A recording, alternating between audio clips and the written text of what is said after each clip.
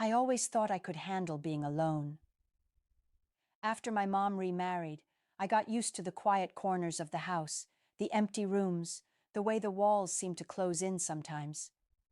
My stepdad, Malcolm, was impossible to miss. He was huge, towering, broad, and uncomfortably close in presence. But for years, I'd convinced myself that he was just my stepdad. Distant, occasionally gruff, but fundamentally separate from my world. Lately, though, I couldn't ignore how restless I'd been. Nights felt longer than they should, and the absence of touch, any kind of human contact, was gnawing at me. My friends were dating, pairing off, disappearing into each other's lives. And there I was, lying awake, craving warmth I couldn't quite name. It wasn't just loneliness. It was physical, visceral. I could feel the ache in my chest, in my skin, in my bones. And that's when Malcolm started to feel different. He wasn't doing anything overt. He'd always been protective, sometimes awkwardly so. But lately, the way he looked at me, or maybe it was the way he lingered when I walked past him, made me notice him in a way I wasn't supposed to. Simple things, like him brushing a hand against mine by accident, or standing a little too close in the kitchen while I was washing dishes, sent a heat through me I couldn't explain. I hated myself for noticing, but I couldn't stop.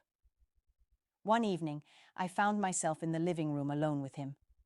Mom had gone out, and Malcolm was sitting in his favorite chair, reading something on his tablet.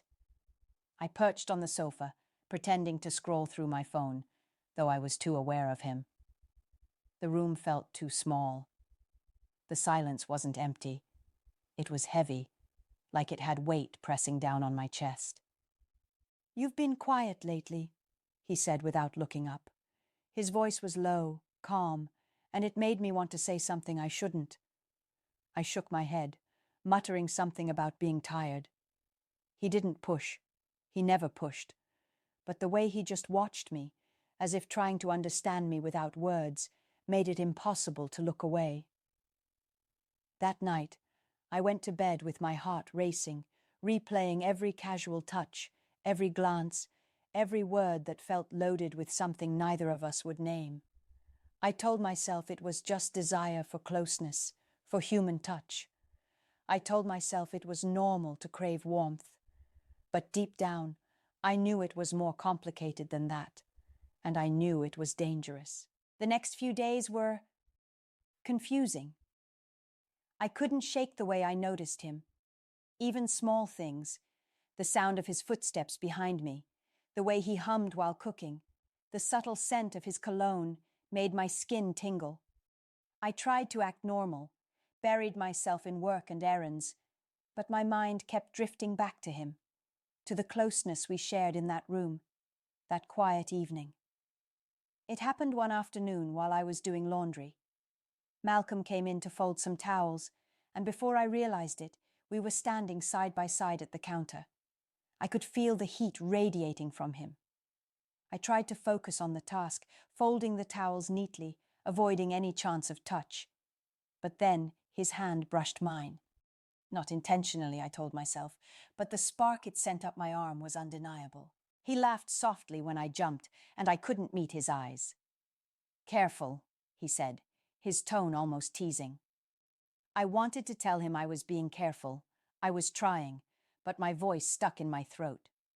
We worked in silence after that, the air thick between us, charged in a way I couldn't put into words. I kept thinking, why is this happening? I'm supposed to see him as family. And yet, every instinct in my body screamed otherwise. Later, we were in the kitchen again, this time making dinner together. Mom was gone again, and the evening light cast long shadows across the room. He reached for a pan on the top shelf, and his arm brushed mine again. This time, I didn't pull away immediately. My heart thudded painfully in my chest. I wanted to close the distance, to lean in and see what would happen if I did. But my brain screamed, "Stop! Don't even think about it." And then he said something, quiet, almost casual, but it made me freeze. You don't seem like yourself lately. You look restless. I didn't answer. What could I say? That I was starving for touch, for comfort, for warmth that I shouldn't even be seeking from him. Instead, I nodded and mumbled, "I'm fine." But he didn't press. He never did. That somehow made it worse. That night, I lay in bed replaying every glance, every accidental touch, every loaded silence. I knew I was treading on dangerous ground, and yet I couldn't stop thinking about what it would feel like if I let myself get closer. Just once, just for a second. My body ached for it. My mind screamed to resist. And somewhere deep down, I sensed he was feeling it too. I could see it in the way he lingered near me, in the way his voice softened when he spoke to me, in the way his eyes held mine a second too long. Neither of us crossed the line, but the tension was real. It was alive, and it was getting harder to ignore. It was a rainy evening when everything felt more intense than usual. I was curled up on the couch with a blanket, the soft patter of rain against the windows filling the house. Malcolm was in the kitchen, cleaning up after dinner. Normally, I'd have been grateful for the quiet, but tonight the quiet felt heavy, almost oppressive. Every small noise he made, the scrape of a pan, the rustle of a towel, made me hyper-aware of him. I told myself to leave the room, to give him space, but my feet didn't move. Instead, I stayed, watching him from the sofa, feeling a pull I couldn't explain. He caught my gaze once, and for a heartbeat, we just looked at each other. His eyes held something unspoken, something that made my stomach twist and my pulse jump. I looked away, ashamed of what I was feeling, yet unable to stop noticing him. Then he came over to bring me a mug of tea. "Thought you might like this," he said softly, setting it on the table beside me. His fingers brushed mine again, lingering just a fraction too long. I felt heat rush to my face, my chest tightening with an ache I couldn't ignore. We sat there in silence, the rain outside providing a strange, private soundtrack, and for a moment, I imagined what it would feel like if I let the moment stretch, if I leaned closer, if I shook my head violently. No, I couldn't. But my body betrayed me, craving the nearness of him, the warmth that radiated off him even when we weren't touching. Malcolm seemed to sense it too, though he didn't say anything. He just stayed there, sitting across from me, the space between us electric, neither of us daring to cross it, yet both of us aware of it. Later, I tried to distract myself with a book, but my hands shook as I held it. Every so often, I'd catch him looking at me from the corner of his eye. I wanted to ask him if he felt the same tension, if he understood what I was feeling, but the words died before they left my lips. Instead, I told myself stories, fantasies that I knew were dangerous, imagining the smallest, most innocent touches stretching into something more, something forbidden.